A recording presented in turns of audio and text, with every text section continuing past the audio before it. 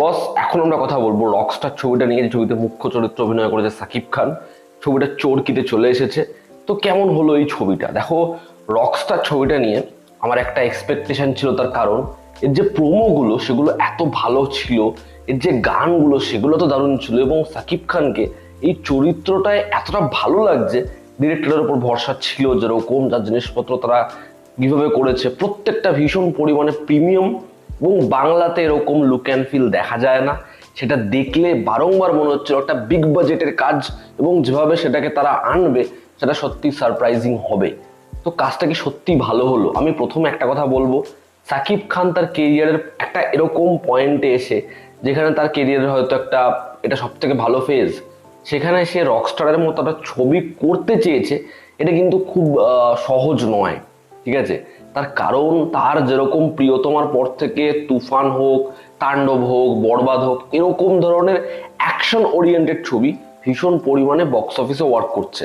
সেখানে সে এরকম একটা ডিসিশন নিচ্ছে যে আমি একটা রকস্টারের মতো ছবি করব, যেই ছবিটা অনেক বেশি ক্যারেক্টার ওরিয়েন্টেড, সেটা কিন্তু সবাই করতে পারবে না।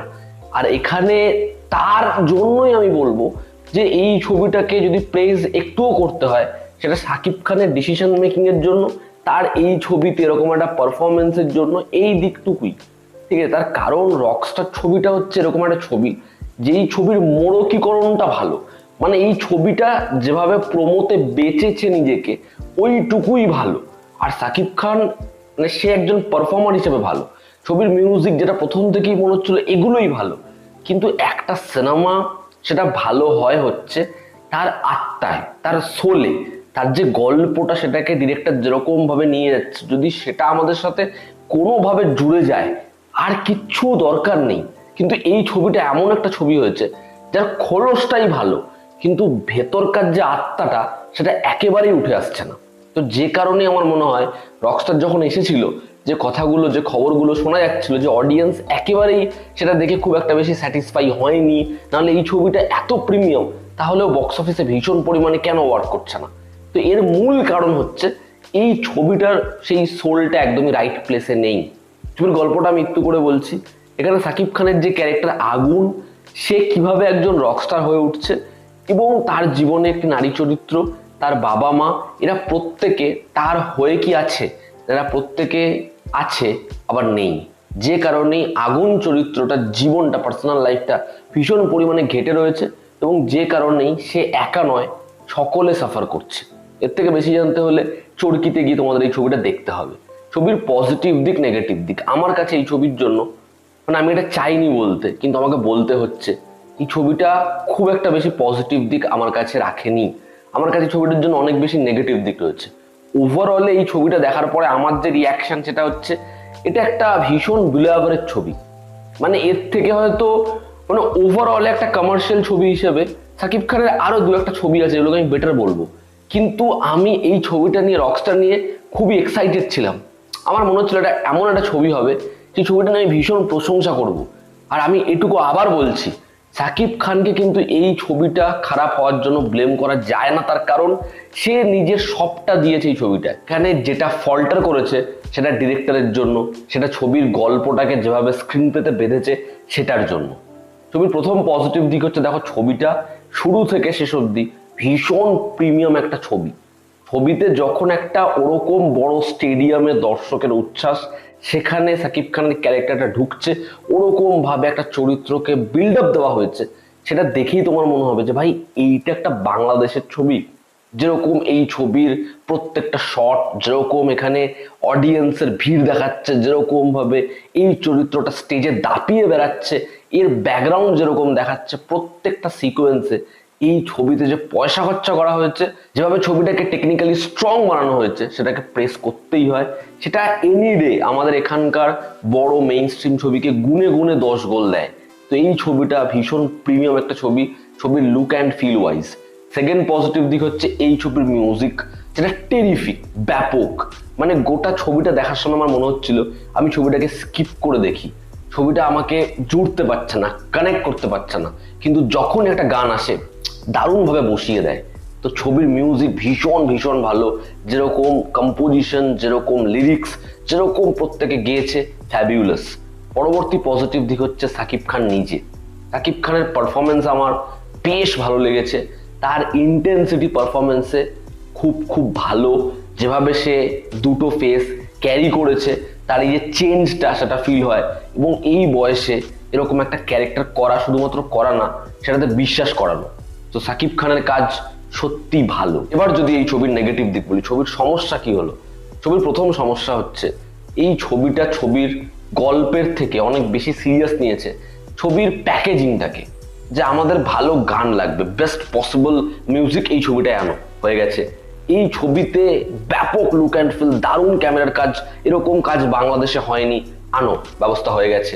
এই ছবিতে সব থেকে বড় বাংলাদেশের স্টারকে আনো, ব্যবস্থা হয়ে গেছে। প্রত্যেকটা শট যেমন দেখলে মনে হয় ভাই কি ফ্রেম নিয়েছে, হয়ে গেছে। কিন্তু মূল হচ্ছে গল্প, মূল হচ্ছে চিত্রনাট্য, মূল হচ্ছে সেগুলোকে একসাথে বেঁধে একজন ডিরেক্টর কিভাবে একটা শুরু থেকে শেষ অবধি গল্প আমাদেরকে পেশ করছে, সেটা একেবারে ঘাটা। একটা চরিত্র সে ছোটবেলার ক্রাইসিসের গল্প বলছে, আমরা সেটাকে খুব একটা বেশি দেখতে পাচ্ছি না। এখানে দুজন বন্ধুর গল্প বলছে, যে হচ্ছে পরবর্তী সময়ের ম্যানেজার, আমরা সেটা দেখতে পাচ্ছি না, ফিল করতে পারছি না। একজন বাবা যে সমাজে ভীষণ পরিমাণে এস্টাবলিশ, তার সাথে ছেলের দূরত্ব আমরা ফিল করতে পারছি না। এই ক্যারেক্টারের সব থেকে ইম্পর্টেন্ট জীবনে একটা প্রেম, সেই প্রেমটা কিভাবে একে চেঞ্জ করছে, এবং পরবর্তীতে যখন হাতছানি দিচ্ছে মরীচিকায় তখন কি পাচ্ছে আমরা বুঝতে পারছি না।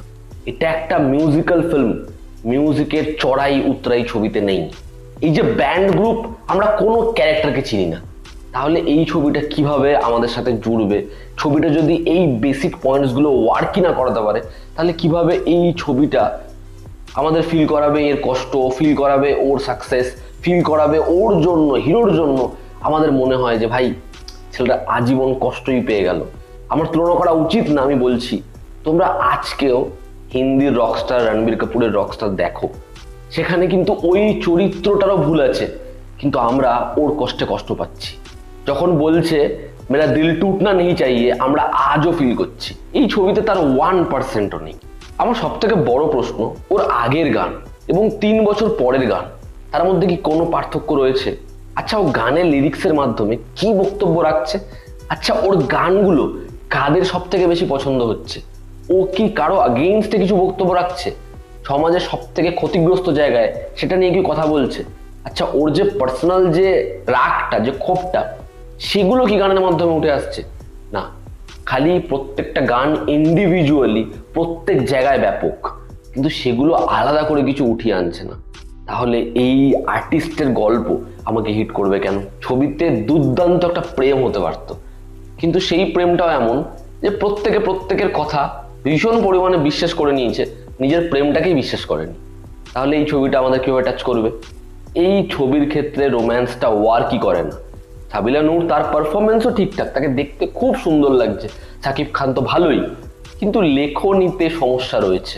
এই ছবির রান টাইম, ছবিটা ভীষণ পরিমাণে টাইট হয়ে গেছে। ছবিটাকে টাইট করার চক্করে যেভাবে এই ক্যারেক্টারটা একের পর এক জিনিস করছে, শুধুমাত্র একটা ইভেন্ট আসছে, বাবার সাথে সমস্যা, প্রেম আসছে, একজনকে কেলিয়ে দিল, জেলে চলে গেল, এরপরে জেল থেকে বেরিয়ে কি খবর পাচ্ছে, এরপর কি হলো, খালি event event event event event event, আর কিচ্ছু না।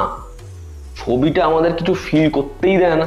তাহলে এর এত কষ্ট, এরকম একটা ডিভাস্টেটিং এন্ডিং কি করে ওয়ার্ক করবে? আর শুরুর দিকে অনেকগুলো ক্যারেক্টার এত লাউড অভিনয় করছে, মানে একটা ছ্যামড়া আছে এখানে, ঠিক আছে, ওর গাড়ি এক জায়গায় ঠুকে দেয় এবং সেই চরিত্রটা বলছে তুমি এরকম করেছো, আমি তোমায় দেখে নেবো, এরকম ভাবে। মানে কি ভাই, কি হচ্ছে? এরকম পারফরমেন্স, একটা ক্যারেক্টারের পিচ এত হাই, নেচার এত হাই, আর একটা ক্যারেক্টার এত সাটল, কিভাবে এটা মানে বোধগম্য হবে? তো আমার জন্য রকস্টার ওয়ার্ক করেনি। আমার কাছে খুব খুব বিলাবারের একটা ছবি, তবে এই ছবিটা ভালো হতে পারতো। এই ছিল আমার ওপিনিয়ন। তোমরা যারা দেখেছো তোমাদের কেমন লেগেছে জানিও। জনতা আমাদের পাশে আছে, আবার দেখা হচ্ছে, টেক কেয়ার।